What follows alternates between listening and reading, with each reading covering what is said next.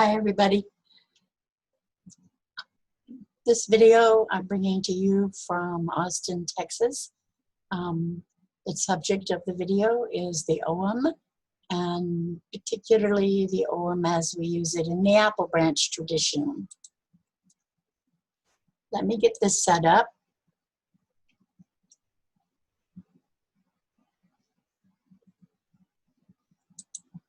Okay, here we go. You see here the wheel of the year with all of the trees and all of the letters of the Ogham surrounding it as they come during the year. So what is the Ogham? Well, first of all, it is a primitive Irish alphabet. There are 20 Faerie, which are the sticks with the letters. They're called Faerie. And they're divided up into 4 groups of acme of 5 Faerie each. The 5th group, called the 4 Faerie, which are extra letters, were added later, and they are diphthong sounds not native to the Gaelic language. Each letter individually is called a fee. A fee's meaning is the primary source for understanding. The kennings were found in the Briathorogam keys, and excuse me if I'm not pronouncing this right, I am not a native Gaelic speaker. Here we go. This is what we sort of know. It's what we know or we have kind of guessed.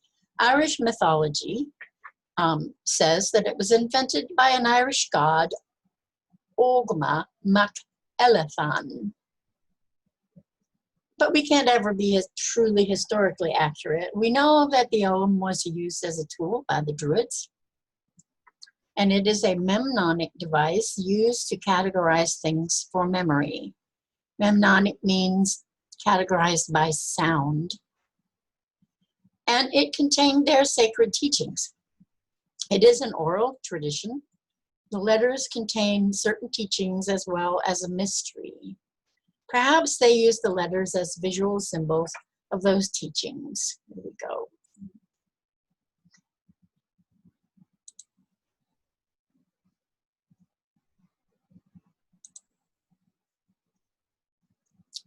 Well, great, it's not moving. There we go. So there are 4 popular theories about the origins of the Ogham. McManus argues that the Ogham was first invented by the first Christians in early Ireland in a quest for uniqueness. The argument maintains that the sounds of the primitive Irish language were too difficult to transcribe into Latin.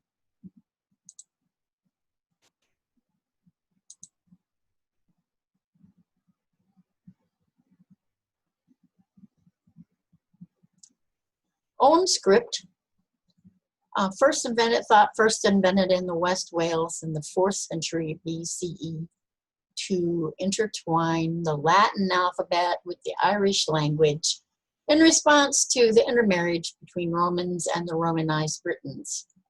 This would account for the fact that some of the Ogham inscriptions were bilingual, spelling out Irish and Brythonic Latin. A theory by McAllister. He states that Ogham was invented by Cisalpine Gaul around 600 BCE by Gaulish Druids who created it as a hand signal and oral language. McAllister suggests that it was transmitted orally until it was finally put into writing in early Christian Ireland.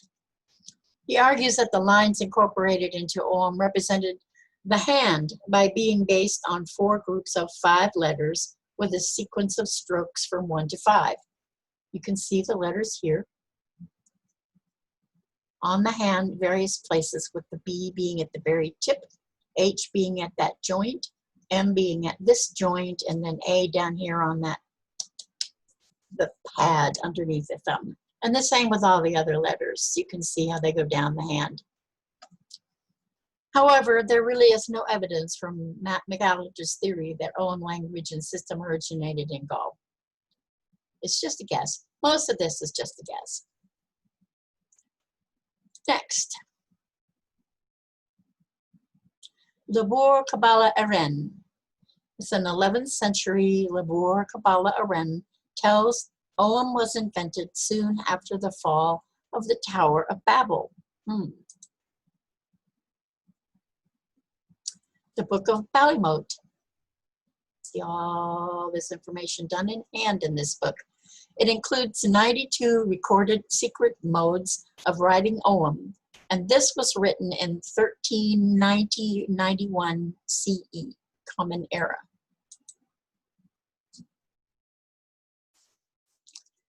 Arsepnaneses. This is a 15th century text. All the different ways to write this Ogham script.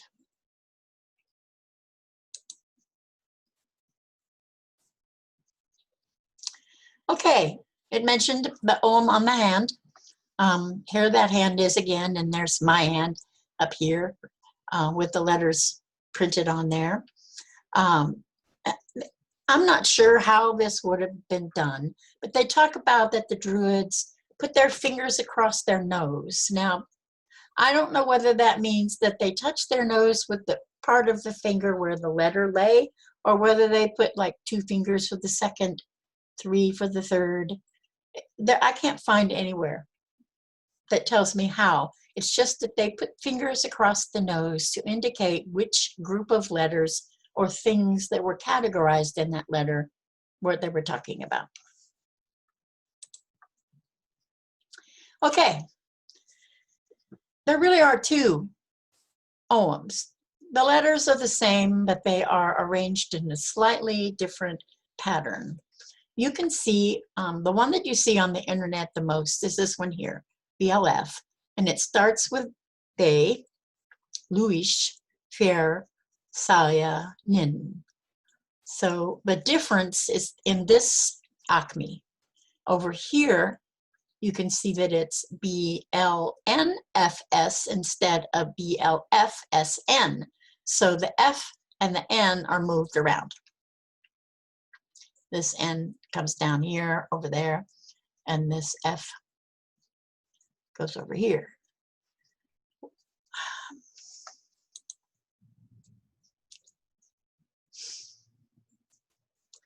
All right, so the Ogham Acme sequences are lists for memorization. So the first Acme reads BL in the BLF1, BLFSN, and we say BLNFNS. Very complicated. But they categorize things by the sound of the letters. So if the letter starts with B, B, B, then everything that's the word starting with that sound, B, would be categorized in that section. Everything beginning with Lu, Lu, with the L, L, L, or the F, F, F, S, or N, these are all consonants, were put into Acmes by the sound, and everything that they collected was by sound. So you have bird Oghams, which were, here you have the Gaelic Besan, which is a pheasant, Laku, which is a duck. The Laku would be in the L, the Besan would be in the B, Phelan would be in the F, Seg would be in the S, and Naisku, I don't know how to say that, Naisku, which is a snipe, would be in the neon. As you see, the first letter matches up. Lost my cursor. Ha! The first letter matches up there. L, L, F, F, S, S, N, N. All right. Here's an L, which is a pool Ogham, Linagam, which categorized inland harbors. Burba, see, goes into the B, L goes into the L, and so forth. Then there's a church Ogham. So the churches were categorized by the first letter of the word. It's all in Gaelic now. It's not in English. It's not in Portuguese. It's in Gaelic. Okay, let's talk about Robert Graves. Robert Graves was a poet. And he wrote several books. The one that is the most important to us and in this topic is the book called The White Goddess. Now, there are people out there that align Robert Graves, saying that his work is not historically accurate. But Robert Graves was a poet. He was not trying to be historically accurate. He was trying to dig beyond the written word and find the spirit of what this is all about. But most of all, he was impassioned by his love for the goddess. So he created the tree calendar when the letters are assigned to the lunar cycles, and chose to use the BLN as the first order of letters, which is Beth, Luish, Neon, Fien, Salia. The rest of the whole alphabet is the same, but that first acme is switched. BLNFS. He did it that way because he said in the Battle of the Trees, which told the story of the coming of the patriarchy, something happened in the Battle of the Trees, that the trees were rearranged. In other words, one overpowered another and moved them around because the patriarchy made such drastic changes to the world. So it reversed the tree order, and it also reversed the equality of male and female in society.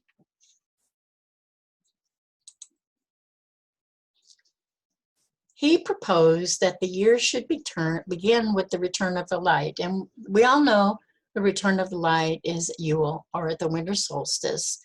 But he didn't begin the year at the winter solstice, and he didn't begin the year even on the day after. It was on the day.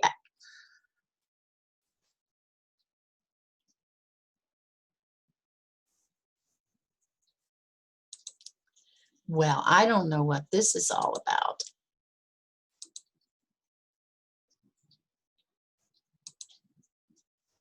That's pretty crazy.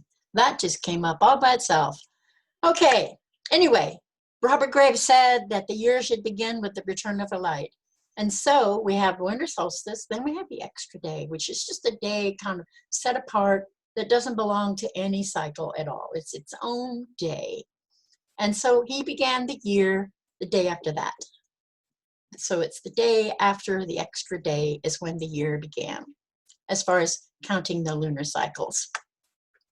Really, it begins at Yule. So this is how we follow the moons with the Ogham in the apple branch. We place Be, the first consonant, on the day after the day that is not a day or the extra day of the year. Here's an image. You can only see part of it because I seem to be in the way, and they won't let me move that window. So it's the birch tree.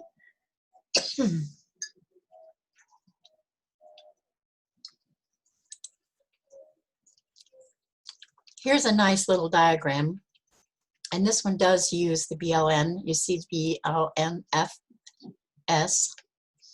This SS is blackthorn, which some traditions share hawthorn and blackthorn together. We actually put the SS over here. So you have all the other letters going around here and the vowels down here. So the consonants were assigned to the lunar cycles, and two letters which share a cycle, which would be apple and hazel and blackthorn and nettle. I apologize for my coughing.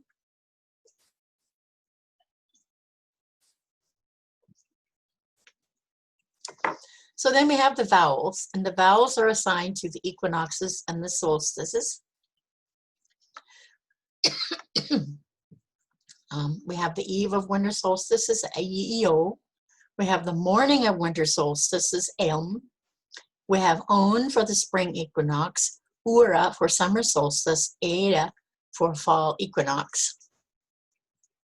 Some people like to put Eo or Elm, like winter solstice and the day after, but we kind of like to do the eve of winter solstice because Eo is more of a death cycle and Aeon is a birth cycle. So that's how we do it. The Faerie are extra letters that were added to the Ogham about 400 years later. And we have assigned these Faerie to the cross-quarter Sabbats. And one is what's called a movable feast. That's when the tribe would all travel to get together once a year. And it could be any time. The seasons. Here we go with the Faerie. You see them, how different they look than the others that just are lines crossing. These are the Faerie. And we have assigned them to Ia is assigned to Imbolc, Oe to Beltane, Ui, Ua, movable feast, gathering of the tribe, Io to Lunasa, and E to Samhain. I don't know how many of you have heard of the Song of a Merchant. We use one line of a poem, which is called The Mystery, which was spoken by a Merchant. His name, another way to spell it here, means birth of song. And a Merchant used the most powerful form of Druid magic, song.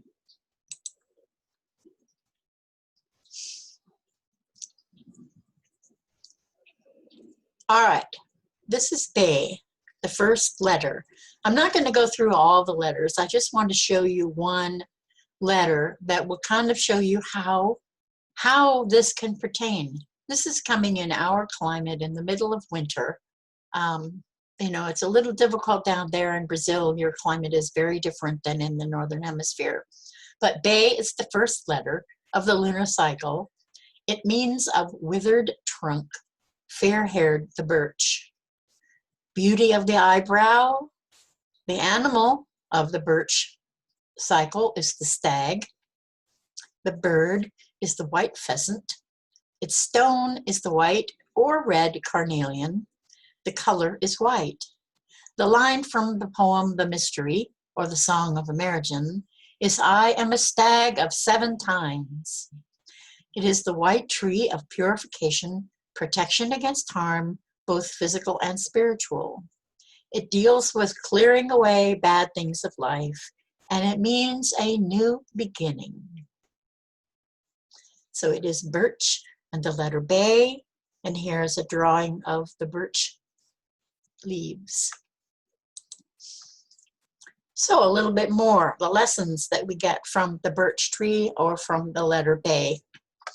Birch is the first tree of the Ogham calendar. It is a symbol of new beginnings, renewal, initiation, and the promise of what is to come.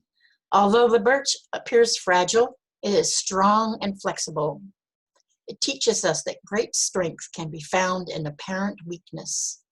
As a pioneer species that easily populates after a fire, the birch symbolizes a fresh start. It reminds us of our potential for change. It can supply courage when beginning a spiritual path, and the birch asks us to travel somewhere new and to take root in new soil. While the birch is a symbol of renewal and regeneration, it is also a symbol of stability. It reminds us to hold on to long-held traditions. White pheasant, isn't he beautiful? According to Robert Graves in The White Goddess, the pheasant is the best that flies, whatever that means. The white stag. The animal, of course, is the deer. This deer is white, and according to Graves, the best that runs. I am a stag of 7 tines. The stag is an appropriate messenger for the great change that takes place after the winter solstice.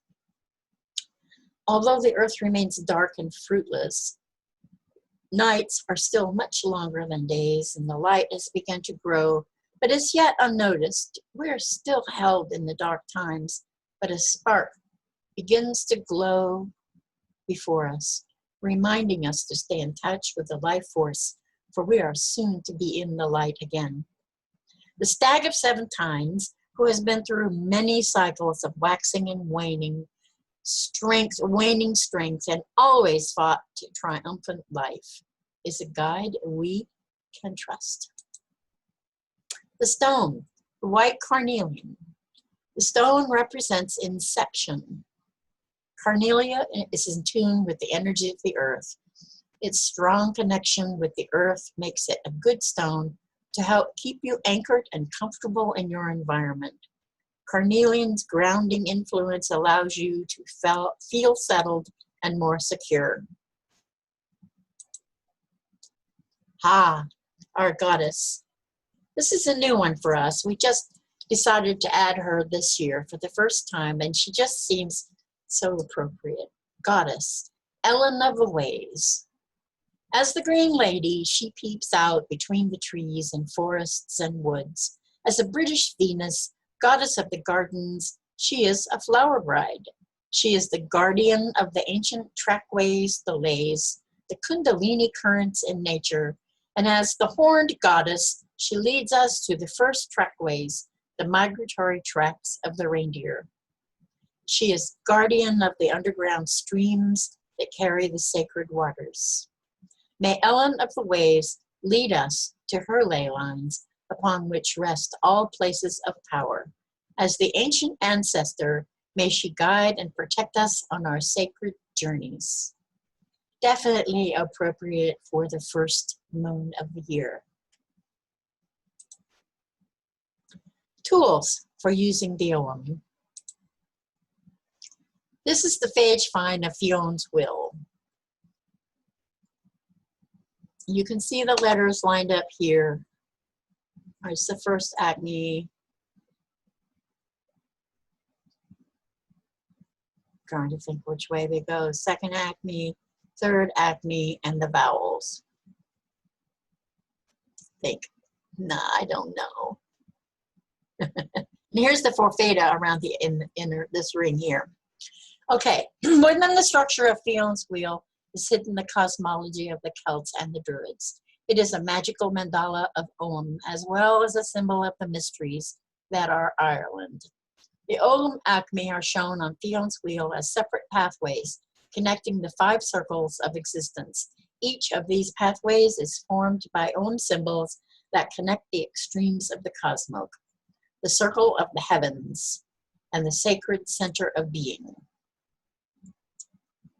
The exception to this connection of outer-inner pathways is called the forfeda, the 5th set of the Ogham, which are arranged around the 2nd ring of the wheel. There's another one, the stream strand of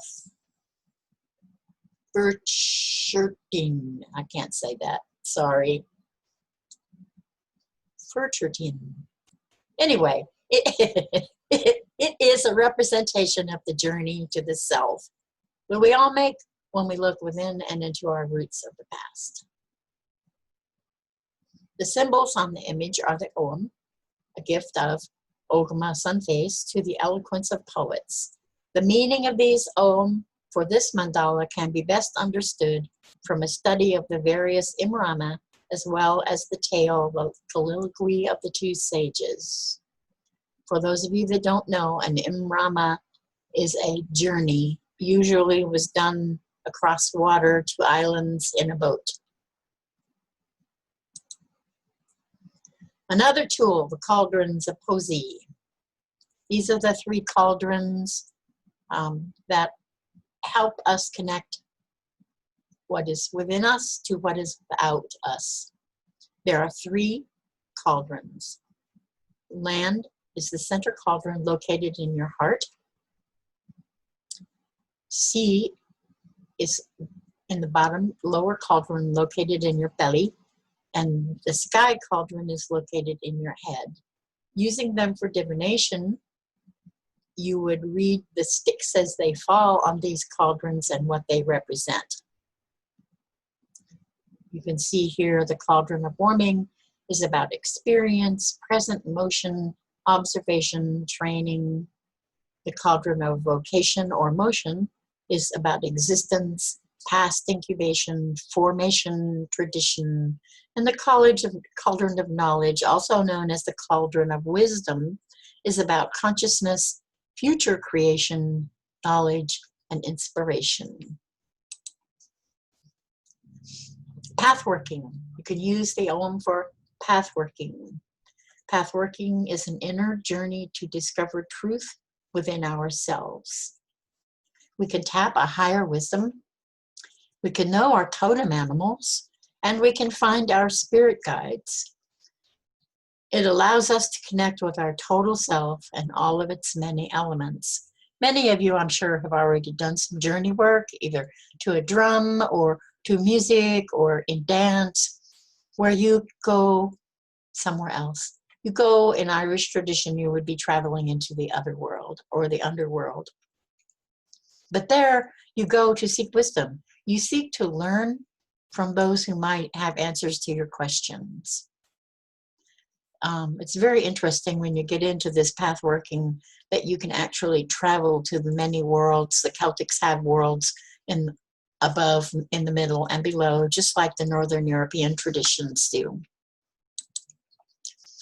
Fion's wheel represents a threefold wisdom. The story of Fion's wheel is a story of Fion and his shield, and it is also a story about the acquisition of hidden wisdom. In traditional Celtic fashion, this story is really three separate stories about how Fion gained his wisdom, how his shield is also a wheel, and then the description of the symbols upon the shield. So let's discover the secrets of this Fion's wheel. Chewing the thumb. Fion was assigned the task of cooking the salmon of wisdom by Fintain, who had caught it. This great fish had lived since the beginning of time and had also swallowed the hazelnuts of wisdom. This wisdom would be passed to the first person that ate of its flesh. While preparing the fish for his master, Fion attempted to pop one of the blisters or bubbles that arose on the fish's skin, and in doing so burned himself. He immediately put his thumb into his mouth to ease the pain. In doing this, he acquired the wisdom of the salmon. During his later life, he would insert his thumb into his mouth as a prelude to emas, or inspiration. All right, the next part of the story is about the white hazel shield. Constructed from a hazel tree, hazel representing wisdom, that had stood for many years around White Hazel Mountain. Manannán, the great god of the sea, inscribed all the symbols of wisdom upon it. It was given to Fion by Manannán, and it protected him from harm during his many battles. There's Manannán. So you can make your own Ogham. Easy. You can use popsicle sticks. You can use tongue depressors. You can find a fallen tree branch and cut the twigs from that tree branch. Mine are made out of a willow tree that fell in a storm. The Ogham sticks are the poet's tool. And of course you can use them for divination. You can use them as a guide in your path working, or what we might call journeying. And it is in this process that you will be able to divine your own meanings for the Ogham symbols. The Ogham can become personal symbols of power in this manner and are consequently much more useful in the performance of magic. What that is telling you is that they do have set meanings, but through your journeying process, you might find various nuances to the meaning to apply for that particular moment in time. Stepping onto the path. Isn't that a beautiful picture? I love that. Seeking such power is not something that we should do for ourselves, and it does not come without a price, and it is also connected to many responsibilities. We should understand that we ourselves are only as important to the world as a single leaf is necessary to a tree. A single leaf cannot by itself ensure that a tree may live. A single human being cannot change the world alone. One step to power will not assure our safety or reveal the truth to us. There are many steps, just as there are many leaves, many ways, and many stops along the way in this journey.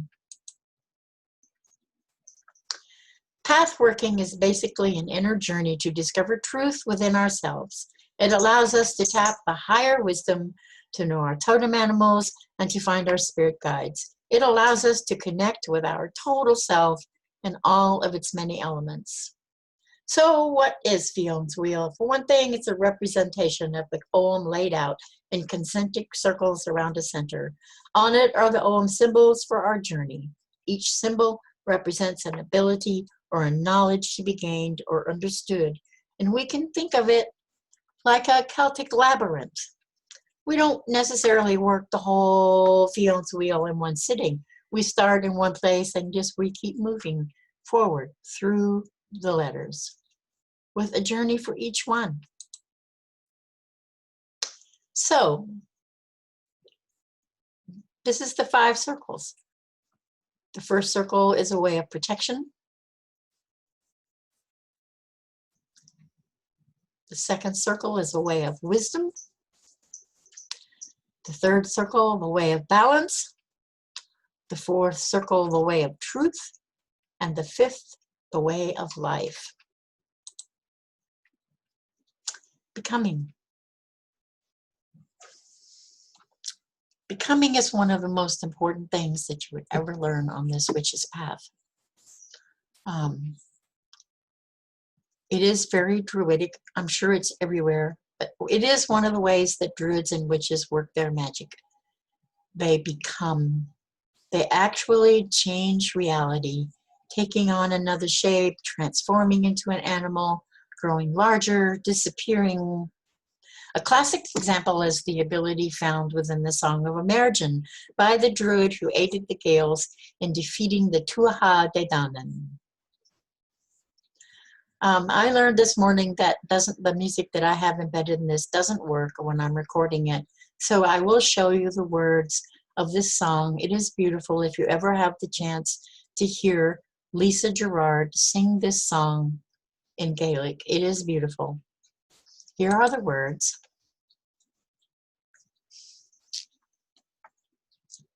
In English, I am a stag of 7 tines. I am a wide flood on a plain. I am the wind on the deep waters. I am a shining tear of the sun. I am a hawk on a cliff. I am fair among flowers. I am a god who sets the head afire with smoke. I am a battle waging spear. I am a salmon in the pool. I am a hill of poetry. I am a ruthless boar. I am a threatening noise of the sea. I am a wave of the sea. Who but I knows the secrets of the unhewn dolmen?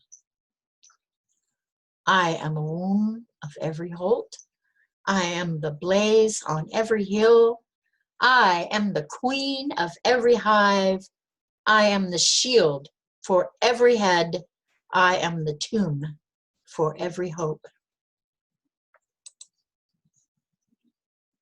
Thank you. Obrigado. That does conclude this presentation. And thank you so much for asking me to offer this for your online conference. I love you all.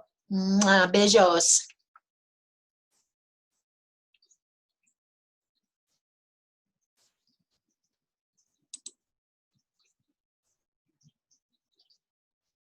Bye-bye. It's good to see you all. Love you.